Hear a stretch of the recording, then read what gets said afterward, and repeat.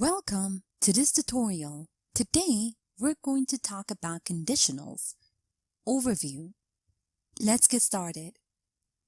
Now, conditionals are sentences with two clauses, a main clause and an if clause. Note that conditionals state that the action in the main clause can only take place if a certain condition in the if clause is fulfilled. Have a look at the example over here. If we don't hurry, we will be late. Now, this is a conditional sentence, and it's used to talk about an action that can only take place, being late, if we do not hurry. Now, the order of the main and if clause is not fixed, although when the if clause precedes the main one, make sure to use a comma. Now, there are 5 types of conditionals in English. Let's have a look at those conditionals. A. Zero conditionals. Zero conditionals are used to describe things that are always or generally true. Thus, we refer to the real and possible situations, general truth, or scientific facts. Note that zero conditionals follow the pattern if plus present simple, present simple. Have a look at the example below. If the food is too spicy, drink milk. Now this sentence refers to a general truth. B. Conditionals type 1 or first conditionals. Now, these conditionals are used to describe future events that will happen or are likely to happen. Note that these sentences are based on facts. Thus, we make statements about the real world or particular situation. Remember that first conditionals follow the pattern if plus present simple and future simple. Have a look at the example below. If everything goes according to plan, we'll be very rich. Now this sentence describes a future that is likely to happen. C. Conditionals type 2 or second conditionals. Now these conditionals are used to describe hypothetical, unlikely, or even impossible situations.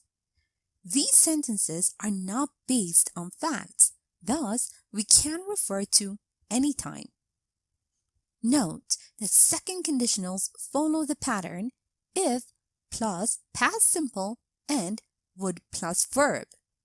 Have a look at the example below. If I won the lottery, I would put the money in the bank. Now this sentence describes a situation or a future that is unlikely to happen. D. Conditionals type 3 or third conditionals. These conditionals are used to describe a past event that is different to what really happened. These sentences are solely hypothetical. Thus, there is always some implication of regret.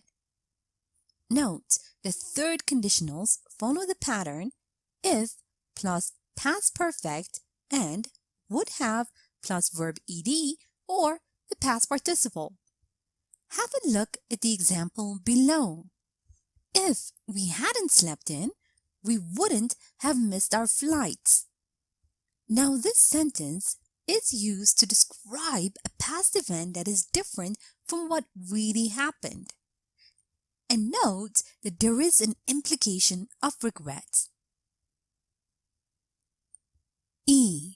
Mixed conditionals. Now, mixed conditionals refer to conditional sentences that combine two different types of conditional patterns. They are used to refer to a time in the past and a situation that is ongoing in the present. Remember, the mixed conditionals usually follow the pattern if plus past perfect and would plus verb. Have a look at the example below. If they had argued less, they would be a perfect couple.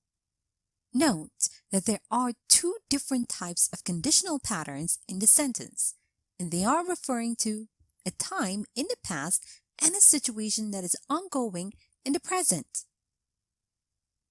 Here is a short story using conditionals. Listen as I read so you can see how they are used in real-life conversation. After I'm done, make sure you understand all the grammar and read aloud yourself so that you can work on your own fluency and pronunciation. If you could live anywhere in the world, where would it be and why? If I could live anywhere, I would move to Japan. I think this country is simply amazing and it's very safe there. Well, if you learn Japanese, you can't move there.